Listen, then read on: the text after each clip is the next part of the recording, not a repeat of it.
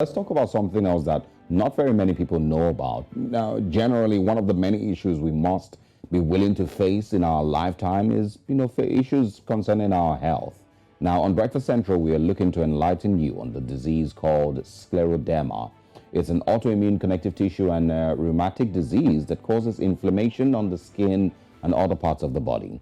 Now, when an immune response tricks the tissues into thinking that they are injured, it causes inflammation and the body makes too much collagen, leading to what is best described as scleroderma. Now, on the show today, we have Elizabeth Onuoha-Ozumba, who's been living with scleroderma for a while. Welcome to Breakfast Central, and thank you so much for taking our time to be with us today. Good morning. Thank you for having me here today. Now, let's talk a little bit about scleroderma. For someone who has dealt with it for a while, can you explain to us what exactly it is? Yeah, thank you very much for that question. I must commend you. You did your research very well. I'm very, very impressed by your intro. So basically, scleroderma is one of the many autoimmune disorders that mankind has to grapple with. So with scleroderma, just like you rightly put it, our immune system, which ordinarily is supposed to protect the body and ward off diseases, suddenly gets ideas of its own, if I may use that word, and starts attacking healthy tissues in the body, thereby causing inflammation and tissue damage. So if I may further explain so that people out there will understand better, it's like a country like Nigeria, for instance, now, are challenged with terrorism in the northeastern part of the country. So we have our army right there in the war front, fully armed, you understand, fully armed for war, literally. And then all of a sudden, your soldier that is out there, who is supposed to protect you, turns around and starts shooting himself, like a lunatic, something like that. Yeah. So that will give you an idea what scleroderma is all about. Oh, obviously not a lot of people know about this. No. I must add that the first case of scleroderma was discovered in 1754. And since then till date, science is still grappling with what causes it, if there is going to be a cure and all the other things. So science is still grappling with that. But thankfully, in the Western world, giant strides are being made in medicine, in providing care for people living with the condition to make life bearable for them. But unfortunately, in Nigeria, and if I may add, in Africa as a whole, not much is being done. Tell us about living with scleroderma. Is it, in what ways has it affected your life? This whole condition, let me just say, changed the course of my life totally. So this is my 13th year living with this condition. And at the onset, I was at a loss. I didn't know what was going on. If not for a very good friend of mine who I'll refer to as my fairy godmother, who directed me to a clinic where I went, and that was where my journey started with trying to get a diagnosis. So before I could get my diagnosis, I already started seeing symptoms in late part of 2010. So by 2011, that was when my blood sample was taken out of the country to India. And then after 10 working days, the result came back and I was told I had scleroderma. So that's really shocking. And you went on to write a book. I hope that we also could talk about, the symptoms, and then the earlier signs of it, just before we go. But I want us to talk about this book. You wrote a book called Living with Scleroderma, a survivor's story of hope against all odds. So tell us about, this book. Probably just show our viewers this one. And then we'll talk about it. Okay. At the onset, writing a book was the least thing on my mind. Here I was grappling with so many funny things going on, and then people asking me a lot of funny questions, asking if I was being bewitched. Someone even wanted me to take a big fat goat to somebody somewhere, so the spirits haunting me will leave me alone, that kind of thing. So at a point, I got tired of explaining myself. I really got so frustrated. So one day I was discussing with a friend, and my fairy godmother again. So she said, why don't you write a book and tell your story? So I was like, write? What am I supposed to write? So one day I just brought out my laptop and immediately my hands touched the keyboard. Chapter 1 was out, which I promptly sent to my publishers. And the reply came back almost immediately. It was like, where is chapter 2, 3, 4, 5? And the rest, as they say, is history. So, okay, and the book basically details your journey? Details not only my journey, stories of other people living with this condition all over the world, in Africa, in the UK, in the US.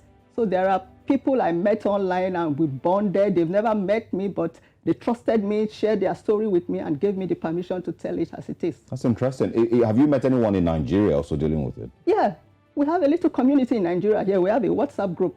We have a little community here of people living with this condition. Sadly, in Nigeria, most people, you know, us now are superstitious and ways and everything. So when this thing happens, people are at a loss. First of all, they spend years running around in circles, going to churches. Sorry, I don't have anything against churches, but going around churches and drinking all sorts of things.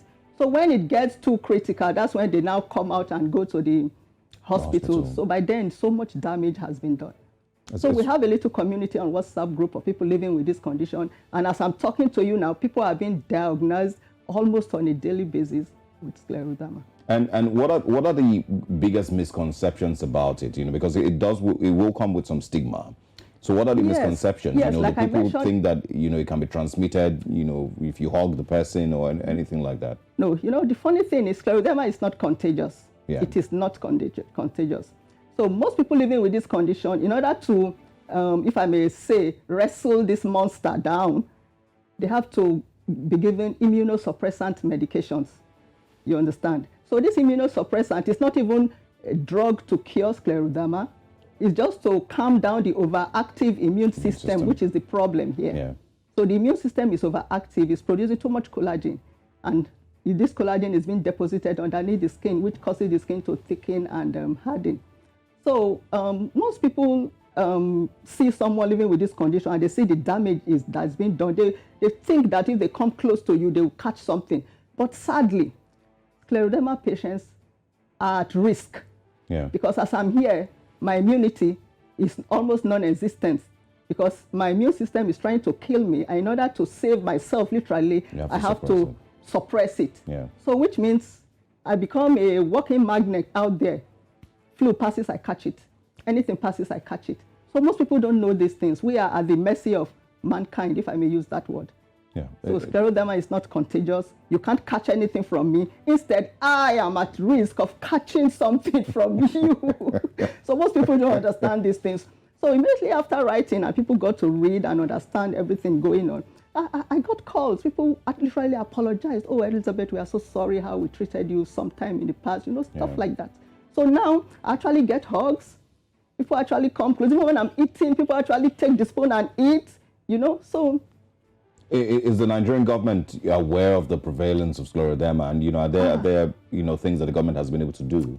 Okay, we all know what's happening between the Nigerian government and our government hospitals and everything. We all know the drama, you understand? But thankfully, our doctors in the government-owned hospital are doing their best to care for us. I must give it to them.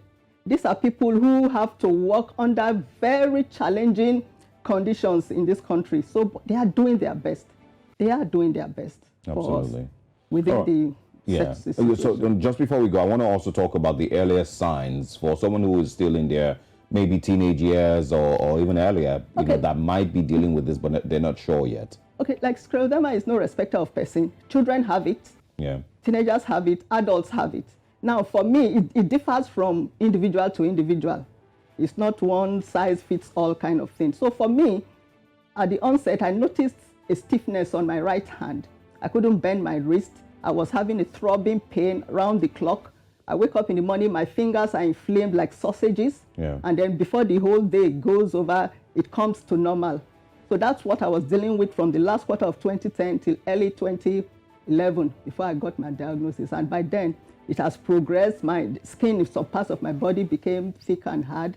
And I had some funny pigmentation going on in some parts of my body. So like now, I don't wear short dresses. I don't wear short sleeves. I go out with my face with makeup on. So that's most of the challenges that we have to deal with. Aside from the medication, like I mentioned earlier, scleroderma has no cure. But with good Medicare, you can live and thrive with the condition. And is medication expensive? Very, very. Now, there are no tailor-made drug for scleroderma. Like for the overactive immune system, you take immunosuppressants. Now, immunosuppressant medication is meant for those people who do organ transplant. So they'll give you medication so the body doesn't reject the organ. Yes. So immunosuppressant doesn't come cheap. I'll tell you a funny story. About 2 weeks back, I had gone to the pharmacy to fill my prescription, and I got it for about 13K for a pack. 2 weeks after when I went back, it has almost 20K. Oh, yes. So now you can imagine with the dynamics of our economy and everything, and these drugs are being imported. So it's not easy. So scleroderma is not something those living with it fight alone. You need help. You need help from loved ones and all, because at some point, the condition can make you so ill that you may stop walking. Yeah, it doesn't sound like like a walk in the park at all. It's not a walk in the park. Now, I asked about medication earlier. The cost of medication. Talk about health insurance. Does health insurance cover medication? Well, with this health insurance thing, there are some things that insurance may not want to grapple with because it's kind of strange. They don't know what it's all about. So there are things that health insurance don't cover. I'm not on any health insurance. I'm just thankful that since this journey started, I had supportive circle around me, and I must give thanks to my family, friends, and all that. So it has been, it hasn't been a walk in the park. What am I going to learn if I read this book? Well, if you read this book, first of all, it will open your eyes to the existence of this disease, and it will also let you know that if somebody experiences any of the symptoms described there, that you should run to the nearest hospital immediately, preferably the government-owned hospitals, because we have consultants there.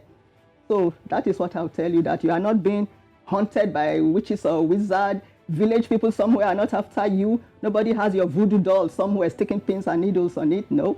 So maybe they do though. No, it's nothing like that.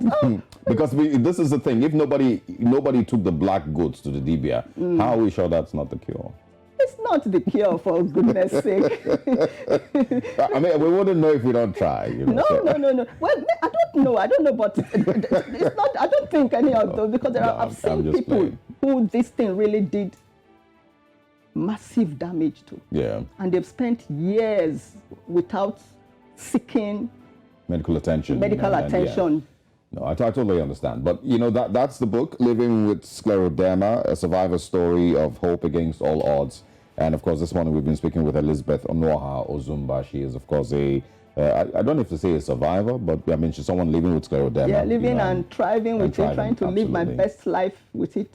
But would you say that it's a condition that limits the fullness of life with which you can live, or it just limits, the level of experience? Like, for instance, scleroderma, you have two types. You have the localized one at times, which just relates to the skin. Yeah. Then you have this systemic one, which goes beyond that, which affects the internal organs.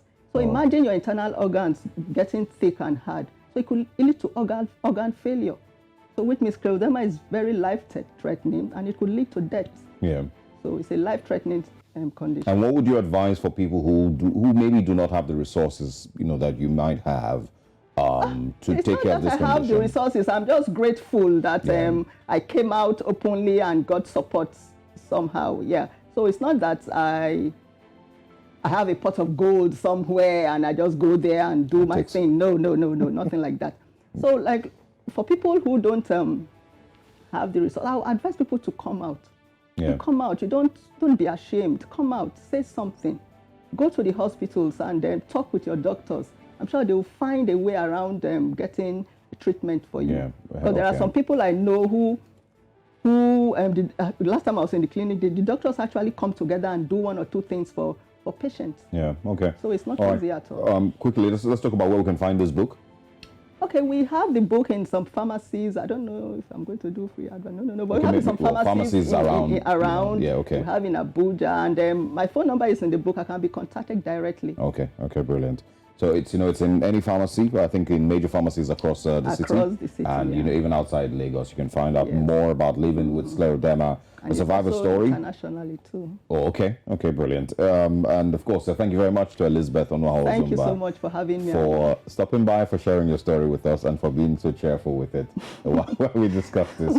Thanks very much for your time. Thank Really you so much. appreciate it. Thank you. All right. Now let's take the conversation away from health-related issues. Let's go to sports now and see what's going on across the continent and across the world.